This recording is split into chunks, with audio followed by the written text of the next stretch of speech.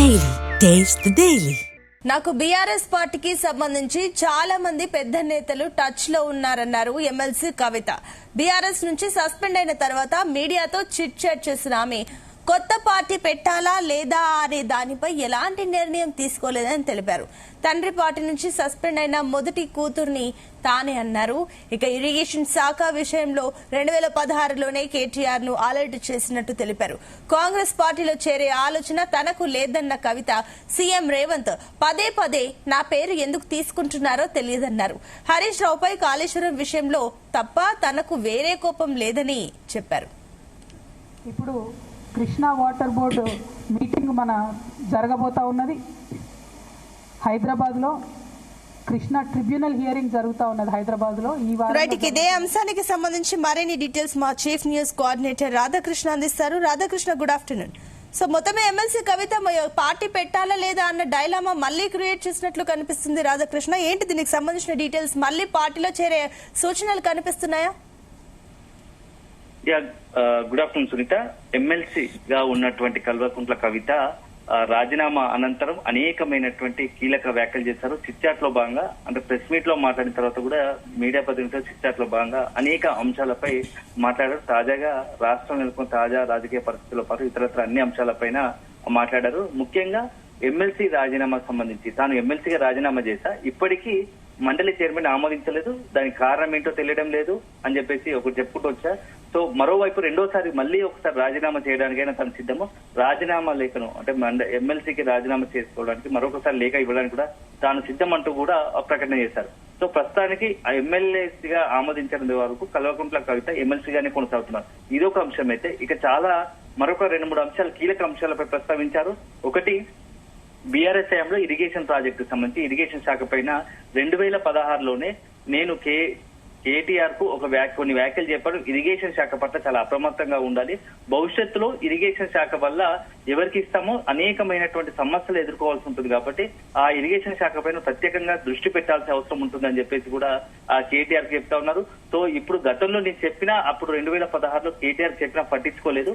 ఇప్పుడు దాని పర్యవసనాలే ఇప్పుడు అనుభవించాల్సి వస్తుంది. దాంట్లో భాగంగానే ఇప్పుడు కాళేశ్వరం సంబంధించి ఏదైతే సిబిఐ రంగంలో దిగబోతుందో, ఏదైతే రాష్ట్ర ప్రభుత్వం కాళేశ్వరంలో అవినీతి అక్రమాలు జరిగాయని చెప్తా ఉందో దాని అంతటి కారణం కూడా ఆ రోజు కనుక కేటీఆర్ నా మాటలు వినుంటే ఇప్పుడు పరిస్థితి ఇలా వచ్చి ఉండేది కాదు అని చెప్పేసి కవిత ఆఫ్ ది రికార్డ్ గా మీడియా ప్రతినిధులతో చిట్చాట్ లో భాగంగా చెప్పిన పరిస్థితి ఉంది. అదే సందర్భంలో హరీష్ రావుకు సంబంధించి మరొకసారి ప్రస్తావన తీసుకొచ్చారు చిట్చాట్ లో.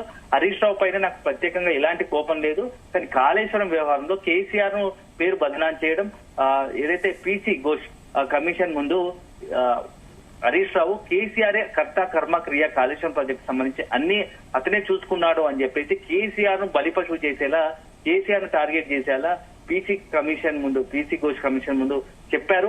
అందుకోసమే కేసీఆర్ పైన కాళేశ్వరం ప్రాజెక్టు నిందపడుతున్న కోపంతోనే హరీష్ రావు పై నేను ఆగ్రహంగా ఉన్నారు. అది తప్ప మాకు వేరే హరీష్ రావు పై ఇతరత్ర కోపం లేదని చెప్పేసి అదొక విషయం స్పష్టం చేశారు.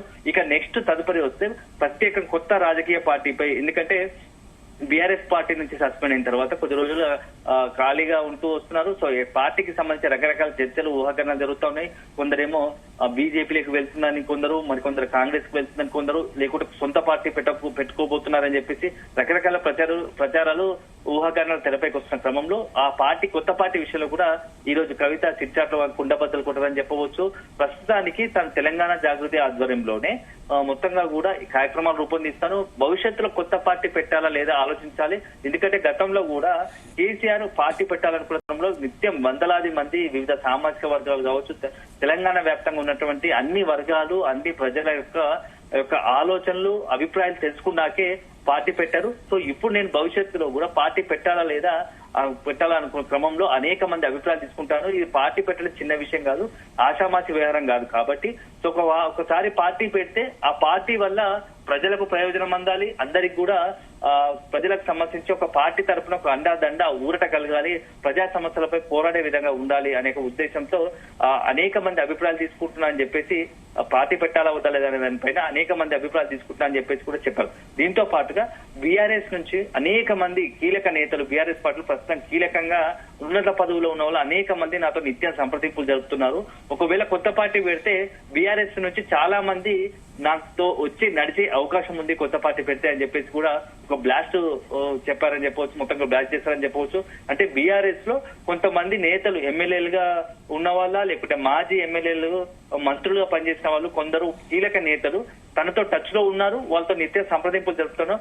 పరిస్థితుల సందర్భం సమయాన్ని బట్టి కొత్త పార్టీ పెట్టాలా లేకుంటే ఏం చేయాలి, రాజకీయంగా భవిష్యత్ అడుగులు ఎలా వేయాలనే దానిపైన ఒక స్పష్టత ఉండాలనుకుంటున్నాను. సో బీఆర్ఎస్ తో చాలా మంది టచ్ లో ఉంటున్నారని చెప్పేసి ఒక రకంగా బీఆర్ఎస్ కు ఒక ఊహించని షాక్, ఒక బ్లాస్ట్ న్యూస్ చేసిందని చెప్పవచ్చు. దీంతో అసలు బీఆర్ఎస్ లో ఎవరు కవితతో టచ్ లో ఉన్నారు, బీఆర్ఎస్ సంబంధించిన కీలక నేతలు కవితలో టచ్ తో ఉండడానికి కారణం ఏంటి? ఒకవైపు బీఆర్ఎస్ మొత్తంగా అధిష్టానము కవిత సస్పెండ్ చేసిన, బీఆర్ఎస్ నేతలు మాత్రం తెర వెనుక కవితతో టచ్ లో ఉండాల్సిన అవసరం ఏముందనే ఒక చర్చ జరుగుతూ ఉంది. సో ఇదొక అంశం అయితే ఇక నెక్స్ట్ సీఎం రేవంత్ రెడ్డి గురించి కూడా మాట్లాడారు. సీఎం రేవంత్ రెడ్డి పదే పదే తన ప్రస్తావన ఎందుకు తీసుకొస్తున్నారు, ఎందుకో ఏమో నాకు తెలియడం లేదు.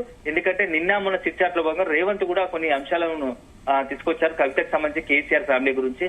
ఎందుకంటే ఆ కవితను కేసీఆర్, హరీష్ రావు, కేటీఆర్, సంతోష్ రావు నలుగురు కలిసి ఒక మహిళను, ఒక మహిళపై మొత్తంగా కూడా సోషల్ మీడియా ద్వారా ఇతరత్ర రాజకీయంగా దాడి చేస్తున్నారు, విమర్శిస్తున్నారని చెప్పేసి నిన్న చిట్చాట్లో భాగంగా సీఎం రేవంత్ రెడ్డి అన్నారు. సో ఆ వ్యాఖ్యలను ఉద్దేశించి కూడా కవిత ఈ రోజు అట్లా మాట్లాడి ఉంటుంది చిట్చాట్లో భాగంగా. ఎందుకు పదే పదే తన పేరు ప్రస్తావిస్తున్నారని చెప్పేసి కూడా మీడియాతో చిట్చాట్లో భాగంగా అన్నారు. ఇక మరొక కీలక అంశం ఏంటంటే ఇటీవల ఏదైతే జరుగుతున్న పరిణామాల నేపథ్యంలో బీసీలకు సంబంధించి తెలంగాణ రాష్ట్ర రాజకీయాల్లో అత్యంత కీలకంగా అంశంగా మారినటువంటి బీసీకి సంబంధించి అంశం పైన కూడా ప్రస్తావించారు. బీసీ అంశము, బీసీలకు న్యాయం జరగాలనేది నాకు మనసుకు హత్తుకుంది.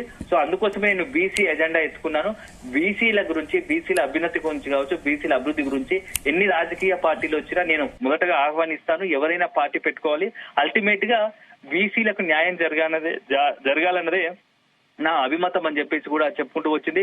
దీంతో పాటుగా మరొకటి ఏంటంటే మల్లన్న పార్టీ పెట్టారు. మల్లన్న పార్టీతో పాటుగా ఇతరత్ర భవిష్యత్తులో కూడా నేను కొత్త పార్టీ పెట్టిన బీసీల తరపునే నా యొక్క పోరాటం ఉంటుందని చెప్పేసి కూడా చెప్పుకుంటూ వచ్చింది. మొత్తంగా మొత్తం బీసీలకే నెక్స్ట్ కొత్త పార్టీ పెడితే ఉంటుంది, బీసీ ఎజెండాగానే తన పార్టీ ఉండబోతుంది అని చెప్పేసి చెప్తా ఉన్నారు. సో అనేకమైనటువంటి కీలక అంశాల ప్రస్తావించిన కవిత అల్టిమేట్ గా ఒక బ్రేకింగ్ సంచలనమైన విషయం కూడా బయటపెట్టింది. అంటే జనరల్ గా ఏంటంటే బీసీ సంబంధించి హరీష్ రావు పైన మొన్నటి వరకు వన్ సైడ్ గా ఆగ్రహంతో ఊగిపోయినటువంటి కవిత ఇప్పుడు కేవలం కాళేశ్వరం విషయంలోనే హరీష్ రావు పై తనకు ఆగ్రహంగా ఉన్నాను తప్ప వేరే కోపం లేదని చెప్పేసి మొన్నటితో పోలిస్తే కొంత కవిత ఏమైనా మార్చుకుందా కవిత? ఎందుకంటే ఇటీవల కాలంలో శోభమ్మ కవితను కలిసిన తర్వాత ఏమైనా ఒక మెట్టు దిగిందా? ఎందుకంటే హరీష్ రావు పైన, సంతోష్ రావు పైన చేసే వ్యాఖ్యల వల్ల అల్టిమేట్ గా బీఆర్ఎస్ పార్టీకి, అదేవిధంగా కేసీఆర్ కు, కేటీఆర్ కి నష్టం జరుగుతుంది. ఒకసారి ఆలోచించుకోమని చెప్పేసి శోభమ్మ ఇటీవల కాలంలో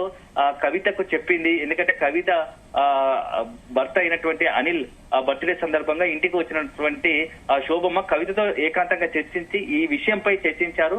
ఇదే విషయం చెప్పారని చెప్తోంది. నువ్వు మాట్లాడే తీరు, నువ్వు చేసే వ్యాఖ్యల వల్ల అల్టిమేట్ గా కేసీఆర్ కు నష్టం జరుగుతూ ఉంది, బీఆర్ఎస్ నష్టం జరుగుతూ ఉంది. తొందరపడి ఎలాంటి నిర్ణయం తీసుకోకు, ఎలాంటి వ్యాఖ్య చేయకు అని చెప్పి శోభమ్మ చెప్పినట్టుగా పెద్ద ఎత్తున ప్రచారం జరిగింది. సో అప్పటి నుంచి కూడా కవిత కొంత వెనక్కి తగ్గి పూర్తి స్థాయిలో కాంగ్రెస్ కావచ్చు, ఇతరత్ర అన్ని అంశాలపై ప్రస్తావిస్తున్నారు తప్ప హరీష్ రావు, అదేవిధంగా సంతోష్ రావు విషయంలో కొంత వెనుకడుగు వేసినట్టుగా మనకు కనబడతా ఉంది. సో ఇక మరొక కీలక అంశం ఏంటంటే ఒక తండ్రి పెట్టిన పార్టీ నుంచి సస్పెండ్ అయింది. దేశంలో ఏదైనా ఎవరైనా ఉన్నారంటే దానికి నేను ఒక్కనే కావచ్చు ఏమో, బహుశా ఇక మరొకరు లేరు, నేను ఒక్కనే తండ్రి పెట్టిన పార్టీ నుంచి సస్పెండ్ అయిన కూతురు నేను ఒక్కనే అని చెప్పేసి కూడా కొంత ఆవేదన భరితంగా కూడా మీడియా ప్రతినిధులతో పంచుకున్నట్టు తెలుస్తోంది. సో మొత్తానికైతే కవిత వ్యాఖ్యలు మరొకసారి రాజకీయంగా కొంత ఆసక్తికరంగా మారాయి. హరీష్ రావు విషయం కావచ్చు, కాళేశ్వరం విషయం కావచ్చు, అదే సందర్భంగా పార్టీకి సంబంధించి కొత్త పార్టీ పెట్టాలా వద్దా అనే అంశం, దాంతో పాటుగా బీఆర్ఎస్ సంబంధించినటువంటి కీలక నేతలు తనతో టచ్ లో ఉన్నారని చెప్పేసి సీఎం రేవంత్ రెడ్డి పైన ఇలా అనేక అంశాలపై మాట్లాడి మరొకసారి మొత్తంగా కూడా రాష్ట్ర రాజకీయాల్లో కొంత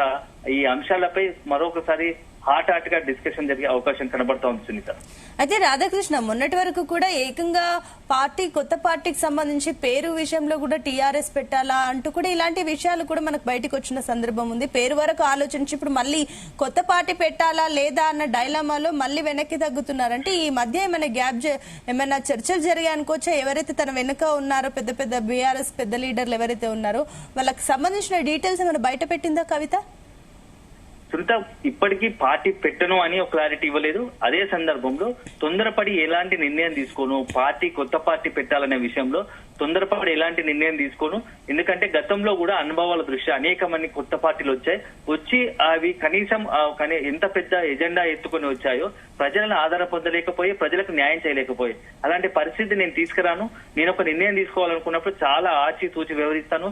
అనేక మంది అభిప్రాయాలు తీసుకున్నాను. ఏదో పార్టీ పెట్టాలని ఒక సొంత నిర్ణయంగా తీసుకొని ఒక వ్యక్తిగత నిర్ణయంతో ఎవరి మీద కోపంతోనో లేకపోతే ఇతరత్ర అంశాలతోనో పార్టీ పెట్టడానికి సబబు కాదు. అదే సందర్భంలో ఒక పార్టీ పెట్టాలనుకున్నప్పుడు దాని ఎజెండా ఏంది, ప్రజలు ఏం కోరుకుంటున్నారు, ఏ ఎజెండా తీసుకెళ్తే ప్రజలు పార్టీని ఆదరిస్తారు, అదే సందర్భం పార్టీలో ఎవరెవరు ఉండాలి, ఎట్లా ఉండాలి అనే దాని విస్తృతంగా చర్చలు జరుపుతున్నట్టుగా కూడా కవిత చెప్పింది. సో ఎక్కడ కూడా పార్టీ పెట్టను అని చెప్పకుండానే కొత్త పార్టీ పెట్టకు సంబంధించి ఇప్పటికే నిత్యం అనేక మందితో అభిప్రాయాలు సేకరిస్తున్నాను, వాళ్ళ అభిప్రాయాలు తీసుకుంటున్నానని చెప్పారు. సో మొన్నటిదాకా అంటే సోషల్ మీడియాలో కావచ్చు ఇతరత్ర కదా పార్టీకి సంబంధించి అనేకమైనటువంటి ప్రచారాలు జరుగుతా ఉన్నాయి. ఒకవైపు జాగృతి పేరుతోనే రాజకీయ పార్టీగా ఆవిర్భవించి జనాల్లోకి వెళ్తారని కొందరు, లేకుంటే టీఆర్ఎస్ గా వెళ్తున్నారని కొందరు, ఇలా రకరకాల చర్చలు జరుగుతున్నాయి. కానీ అల్టిమేట్ గా కవిత పార్టీ పెట్టేది ఉంటే తొందరపడి ఇప్పుడే నిర్ణయం తీసుకోదు అని చెప్పేసి కూడా కొంత తెలుస్తోంది. ఎందుకంటే అందరూ అనుకున్నట్టుగా మిగతా రాజకీయ నాయకుల్లాగా కవిత కాదు, తొందరపడి ఇలాంటి నిర్ణయం తీసుకోదు.